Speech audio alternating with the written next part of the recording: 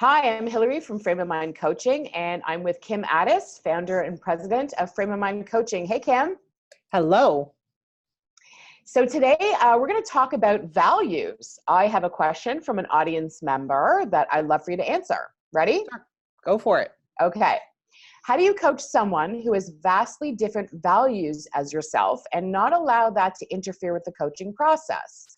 For instance, views on pro-life or pro-choice, or someone who behaves really aggressively towards their spouse, colleagues, or kids. How would you coach somebody if you feel really different from how they feel about? So I often coach people who have very different values or views of the world than I do. Some people maybe who have different religious upbringings or different religious orientations or different histories, backgrounds, experiences, etc. And my job isn't to evaluate their values. My job is to see whether or not their thinking lines up with their goals. And so do their beliefs, do their behaviors get them to where they want to go? So for example, in the case of someone who's being aggressive with his or her wife or spouse, whatever the case may be, does that action, does that behavior get them to the outcomes they want? So if they want a relationship that's harmonious and peaceful and connected, does that get them there? If not, why not?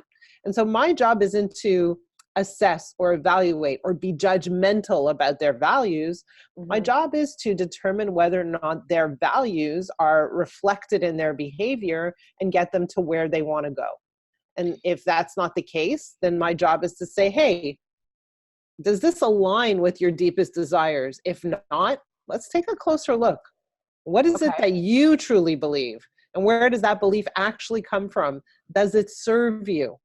And is it consistent with your goals and true desires? Okay, so I'm really alluding to one of the steps in the coaching process, which I think we're going to get to on another podcast. But for now, when you go into a coaching relationship, do you need to kind of put aside your own views, your own values, your own thoughts and assumptions? So explain that then. Sure. So, I mean, step number one in the coaching process is really to do a bit of a self-check, whether you're a leader or a coach or a parent, doesn't really matter. Whatever it is that you are doing as a coach, entering a coaching conversation, what you need to do is clean yourself up. You need to check yourself at the door and say, I have some opinions, I have some views, I'm walking into this with an idea of what's already going on. The truth is I don't know, so I have to suspend that. I have to go into this conversation really openly and eager to learn what's going on from that person's perspective. So I need to put my perspective aside for a moment as I enter that conversation. And I also need to assume positive intent. If I cannot do that, if I can't assume positive intent, it's very hard for me to bring that person to a new place. It's very hard for me to have a pure conversation where that person believes that I have their best interests at heart.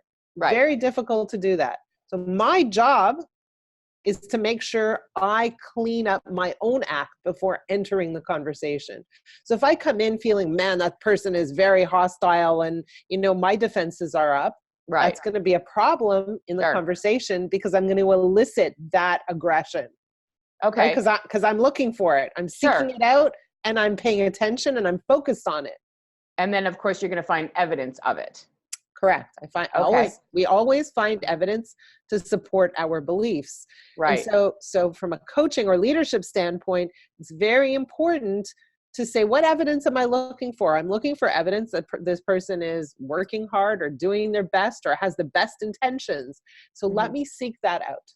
And that's what you call positive intent. Can you explain what that means? So assuming positive intent means that the person's coming from a good place, wants good things, and is essentially a good person who wants to succeed, you know, and who is good-natured, good characteristics inside.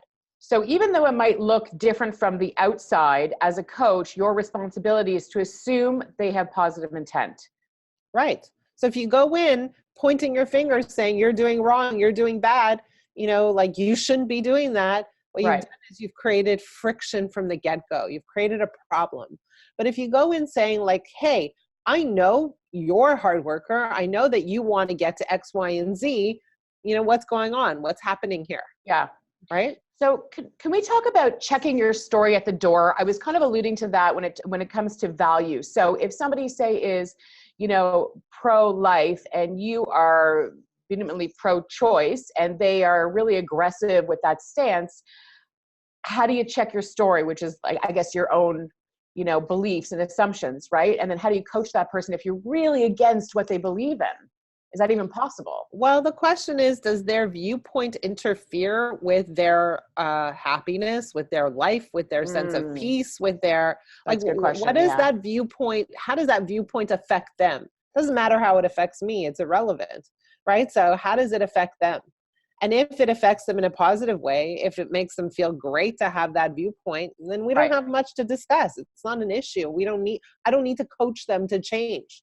But if that viewpoint is causing them to have interactions that are creating stress and antagonism and, you know, friction or conflict, now we have to discuss how their approach is leading them to the outcomes they're getting, right? And then the question becomes, is that the outcome you're wanting? What outcome are you wanting? Let's back it up and look at how your thinking is affecting the outcome you're getting versus the outcome you're wanting.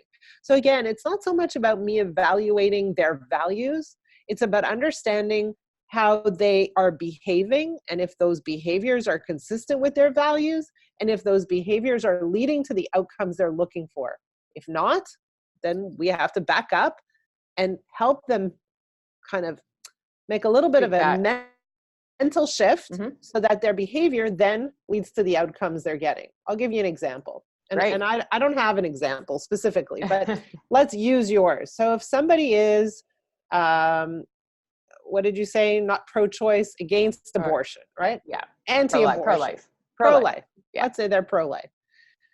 And what they do is they fight, like they stand in front of a pregnant woman who is about to get an abortion and they fight, like they fight. Yeah. And what ends up happening is that this person who's about to get an abortion just gets mad and upset. And, you know, so then the question becomes, what's the best way to influence somebody's decision? Is it by fighting? Is it by telling them you're wrong? What I is don't the think best so. way, right? So if their goal is to help someone make a different decision, Yeah. then what is the best way to accomplish that?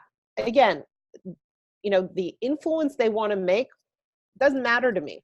If they want to influence someone to keep a baby, okay, that could be important to them, right? But the way they go about it Mm. is very important. So now we talk about what's the best way to influence someone. Is it by confronting them? Is it by telling them they're wrong? Is it by telling them they're killers? I don't think so, because what that does is it shuts somebody down, Yeah. right? And so it Yeah. doesn't actually accomplish the goal of influencing pro-life. So Right. how do we go about that? What's the approach that's necessary? And how do we have to think about the person who's making this decision? Because if we think about them as killers, right? What Right. happens? Are we Positive intent. assuming, right? Are we assuming positive intent? Not at Right. all. But if Right. we think about them as people who are in a situation that that leaves them feeling trapped and that they don't have a choice and that this is the only option available to them, all of a sudden we have a little bit of compassion and we approach it very, very differently. And Right. as long as we can approach it with compassion, with the assumption of positive intent, our chances of influence is much, much higher, right? Mm. So this is a good example, right? Where what people tend to do when they fight for something, they're really fighting against something, right? And whatever you're fighting for, you have the concept of conflict, friction, you have the concept of confrontation, and that doesn't often get you where you want to go. It seems to be more of a focus on the negative aspect of what you're fighting for, because you're looking at all the bad things about it. Right. So what I want to do with my clients is say, so don't tell me what you're against, tell me what you're for. And how do you Right. build that? How do you turn, again, this whole concept of turning towards what you're for, rather than really paying attention to what you're against. Because Right. when you're against anything, what's happening is you're creating resistance, and what you resist persists, and it causes a problem for you. But when you turn yourself towards something, right? What am I for? All of a sudden your position of influence is dramatically magnified. And again, this conversation doesn't involve my own values on any level with respect to, my opinion on this subject at all. Right. All right. Well, thank you. That was very well explained. Appreciate that. So since we're nearing the end of the podcast, I want to offer all of our listeners the opportunity to have a complimentary coaching call with us. On that call, you can learn about our methodology and get a flavor and a feel for how we coach. So don't be shy and visit www.frameofmindcoaching.com, and we look forward to speaking with you. Thanks, Kim. Bye. Bye.